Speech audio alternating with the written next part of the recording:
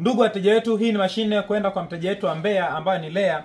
Alituagiza ili tumuagizie mashine yake, nasi bila hiana tunaiandaa mashine yake. Hapa tunaelekeza jinsi ya kupanga lola. Samani tutaenda haraka. Huu upande mweusi tutakaa kwa upande ilipo hii lola nyeusi kwa ajili ya kuzungusha. Nyeusi hii itavaana na hii ili mradi iweze kutani mayai. Kama tunavyopanga haraka hapa, tuvumiliane kidogo ndugu wateja wetu.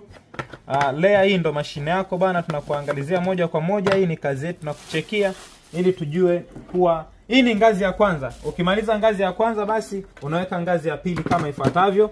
Kama unavyoona hapa tunaweka. Yes, hii ndo ngazi ya pili.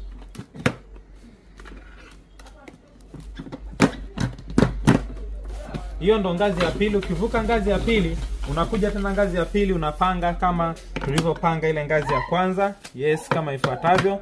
Kwa hiyo manake hapo unaweka mayai chini, ngazi ya kwanza na ngazi ya pili mayai, ambapo yanaweza kuingiza mayai 112 hadi mayai 120, inategemeana na wewe jinsi utakavyopanga.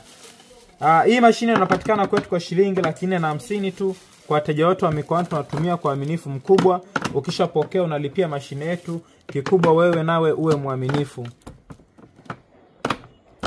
Yes, hapo ndo namna tunavyomaliza kupanga mashine yetu, na hapa ndipo unapo connect nyaya zetu. Hakikisha mota ya chini ambayo ndo hii hapa mota hii, una connect na mota hii hapa ambapo waya wake ni huu hapa. Ukisha connect hapa,